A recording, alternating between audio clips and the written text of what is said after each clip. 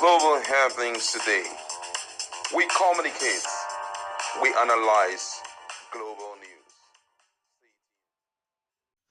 Hello, beautiful people. Welcome back to our channel. Something is definitely brewing in Rivers State as we speak. We promise to give you updates as it keeps coming. Don't forget that it's no longer news that Fubara has ported from PDP to APC. Of course, PDP is not letting it slide. They have decided to respond to that defection. I'm going to give you full details on that in a moment. But meanwhile, something is happening in both the Fubara's camp and Yes Weekend's camp. We're going to give you full details in just a moment. But before we do that, kindly subscribe to our channel. According to Church, and for what we are gathering, it was alleged that Wike lobbied to stop Fubara's defection. He was flatly told to stay clear, that he is not an APC member and has no local standing to decide who joins APC. That was why, if you notice very quickly, you notice that when Fubara was trying to join APC that period, if you hear the song, he was using all the muscles he could gather from his stomach to sing that mandate song. Was literally singing, "Oh, your mandate!" So that in case the thing does say that I've entered, in case you don't want me to enter. But meanwhile, in Wike's camp, something is definitely brewing. It looks as if Fubara started the sack. There seems to be sacking going on galore. According to Wike's camp, they're giving us full details of what is happening behind the scene. Everybody seems to be interested in Fubara's case right now. Now, according to what we gathered, they say similarly Fubara has sacked his chief press secretary, Nelson Chukwudi, with a Channels TV reporter already arranged by the new mommy GO of the government house. I wonder who this mommy GO of the government house is. If you have an idea, please meet us in our comment section and tell us who exactly is this new mommy GO. Honestly, I have no idea. But let's quickly dive into what is going on with PDP, as PDP also have decided to respond to what went down. Now, according to PDP, the National Working Committee of the People's Democratic Party has received the news of the former defection of His Excellency Sir Siminalayi Fubara as the governor of Rivers State from our party to the ruling party. Now, this news, as pitiful as it is an example of the old legal maximum volontaire non fit injuriae, meaning to one who is willing, no harm can be done. Everyone who has followed the development that culminated to this uneventful defection will recall that the governor willingly traveled the path that took him to this destination. Having done so voluntarily, he cannot turn around and accuse our party or any other person or group of abandoning or not protecting him. Whilst a person who is at a crossroad of threats of existential proportion will most likely suffer from temporary amnesia caused by trauma, the governor should have nothing less than praise for our party, civil society organizations, and all Nigerians who freely stood up in his defense since the crisis started until he capitulated.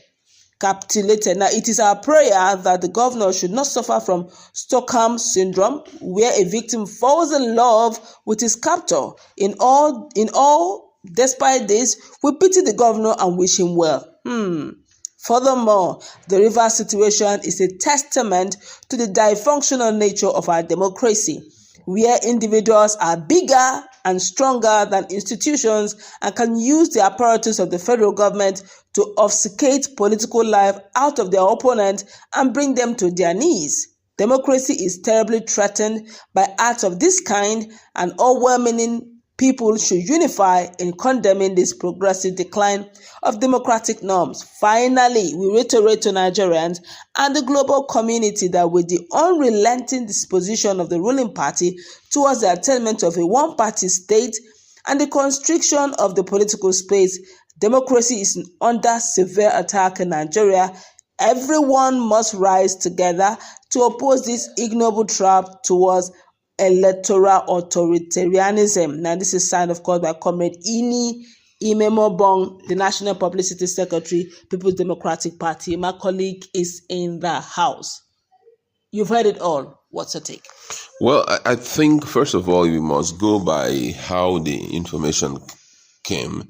It's exclusively the right of the governor to sack whoever he wishes to sack, that nobody should contend with it. It is his privilege. It is his right. He's the boss. He can throw out anybody he feels like.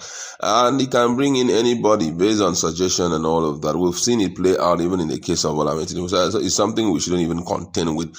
But the interesting part of this whole gist is the fact that Wike allegedly tried to stop him, possibly because of his level of influence as a political leader of Rivers State.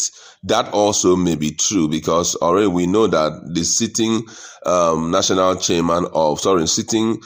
state chairman of APC is very loyal to Nyesom Wike. Talking about Tony Okocha, and some of them were like sending out that signal. They thought that Fubara will not have the balls of reaching out to Mr. President and all of that. Now, it should be clear that no matter the level of influence you have in a state, you are considered to be a charlatan when it comes to fighting with a sitting governor. A sitting governor does not have power. He has authority. Authority is legitimate legal power to do anything in the state. He can give instruction and everybody aligns. You can be the political leader and all of that. But they call him a leader. Unfortunately, in Nigerian democracy, a lot of absurdities have taken place where we see individuals kind of squashing a whole institution. And that's actually a way of relegating or making a baby out of our democracy, because it seems as though we can't even make decisions again.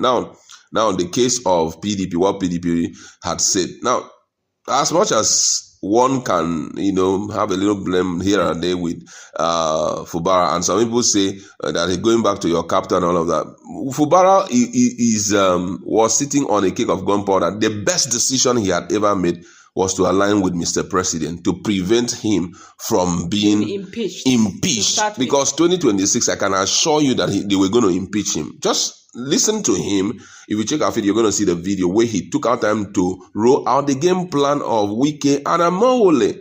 And he says very openly, up till now, I'm not seeing any response from them. Amawole or Wike. Even with Wike's camp. None of them have said anything. They've not rebuked it. They've not debunked it. I tried to reach out, but it wasn't my duty, which means what I did was to talk to the boss and tell him, sir, let us have a roundtable talk with my lawmakers. Let me take a position so that whatever their needs are, I can meet their needs. But come on, Wike is one person that, at least politically, doesn't forgive. He rarely can forgive you, except he puts you down, possibly trample on you, and that will make him kind of, have the kind of peace, a kind of victor like him will have. You understand? So he said he's been trying to reach out. He's been doing everything. He even made mention of someone we should talk to in event of disputing his position. Now, what do you want him to do? Cut his head and give to you? So, which means the target is actually for him to vacate that seat. Because I feel that Wike also, at the other side, is looking at his loyalty as being questionable. Questionable in the sense that a lot of things I have pushed out to you, you are not ready to align in terms of commissioner and all of that. But I feel that before the commissioner, before appointing commissioner, they should have given him that opportunity of talking to them. Let's find a position. Because I, as the governor of the state, I can't be talked to by everybody. Who am I going to be getting instruction? Normally, it should be my boss. You guys, whether you like it or not, you're under me.